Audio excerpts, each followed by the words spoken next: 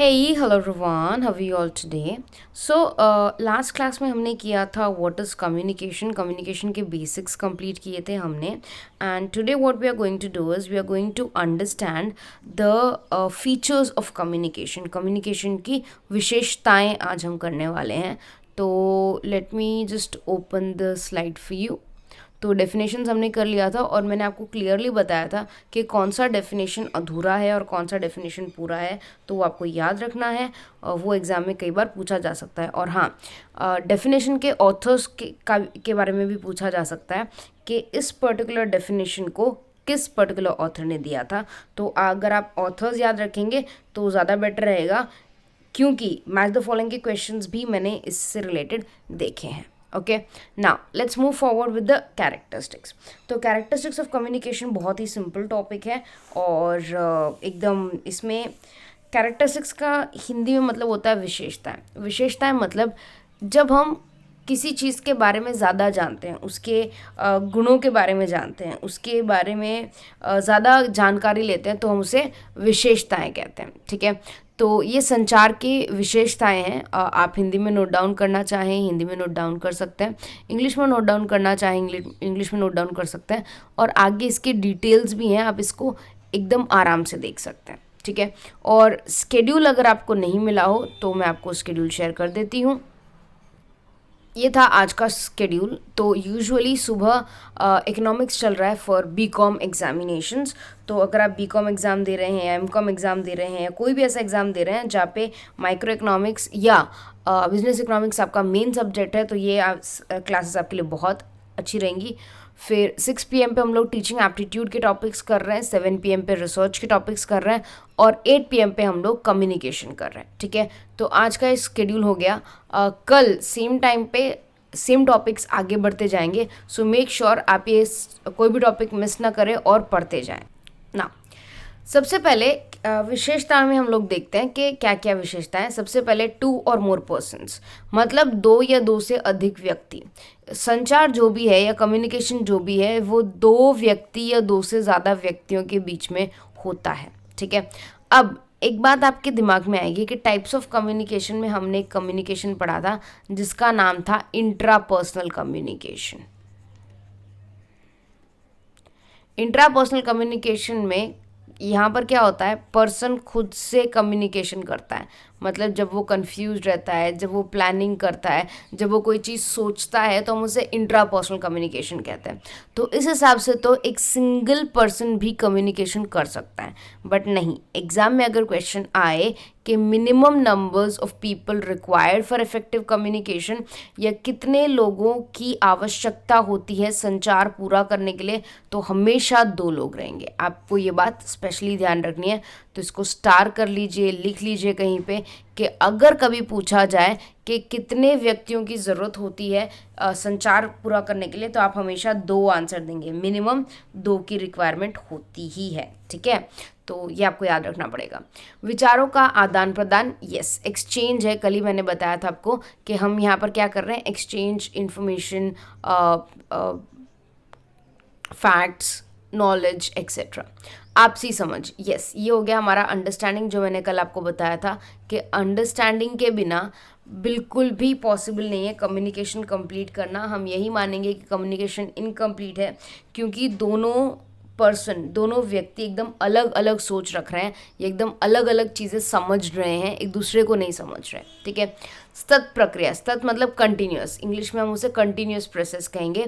मतलब it is a never ending process, ये कभी ख़त्म नहीं होता. जैसे कम्युनिकेशन आप आज कर रहे हो तो ज़रूरी नहीं कि कल नहीं करोगे, परसों नहीं करोगे. नो, वो हमेशा चलता रहेगा. एक बच्चा जब रोता है, ठीक है, तो वो ये बताना चाह रहा है कि उसको भूख लगी है या उसको तकलीफ़ है. इवन उसको जब जवाब देना नहीं आता, उसने भाषा नहीं सीखी, तब भी वो कम्युनिकेशन कर रहा है. तो ये क्या है, ये एक प्रक्रिया, ये एक सतत प्रक्रिया, ये कंटिन्यूस प्रोसेस है, ये कभी ख़त्म नहीं होगा. नेक्स्ट है शब्दों के साथ साथ इशारों का उपयोग। यस, जो लोग गूंगे होते हैं, जो लोग बोल नहीं सकते, वो भी तो कम्युनिकेशन करते हैं। कैसे? जेस्चर्स के थ्रू, मतलब इशारों के थ्रू।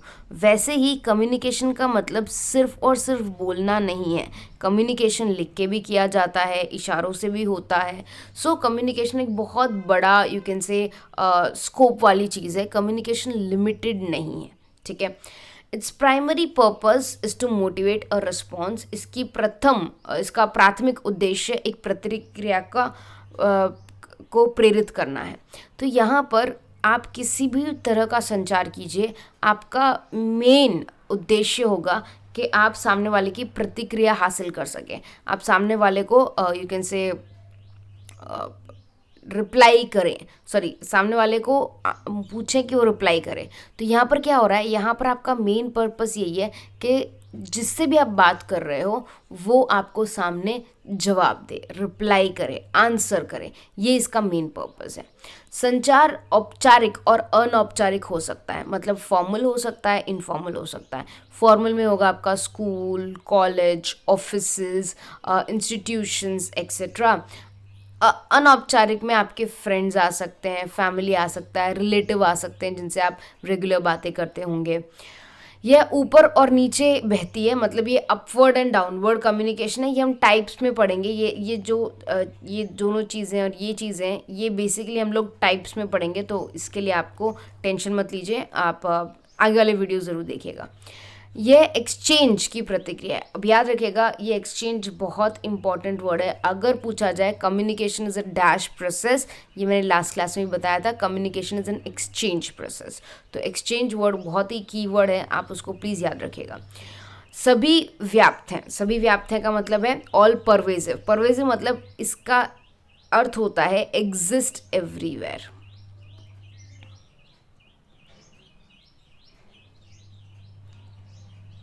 एग्जिस्ट एवरीवेयर का मतलब है ये हर जगह मौजूद होता है। हर जगह मौजूद होता है मतलब टॉप लेवल पे कम्युनिकेशन होगा, बॉटम लेवल पे कम्युनिकेशन होगा, स्कूल में कम्युनिकेशन होगा, प्रॉफिट ऑर्गेनाइजेशंस में कम्युनिकेशन होगा, बड़ी बड़ी कंपनीज में कम्युनिकेशन होगा, नॉन प्रॉफिट ऑर्गेनाइजेशन में कम्युनिकेशन होगा। तो कोई ऐसी जगह नहीं है कि जो कम्युनिकेशन के बिना अपना काम चला सके। तो कम्युनिकेशन एक ऐसी चीज़ है जो आपको हर जगह मिलेगी और कम्युनिकेशन के बिना किसी का काम नहीं चल सकता। सो इसीलिए इसे हम परवेजिव कह रहे हैं कि हर जगह स्थित है, हर जगह इसका अस्तित्व है, ठीक है। ये दो तरफा प्रक्रिया होती है क्योंकि यहाँ पर दो व्यक्ति होते हैं। तो एक बंदा मैसेज सेंड कर रहा है, दूसरा बंदा रिसीव कर रहा है, उसको रिस्पॉन्ड कर रहा है, तभी हम इसे कंप्लीट मानते हैं, ठीक है।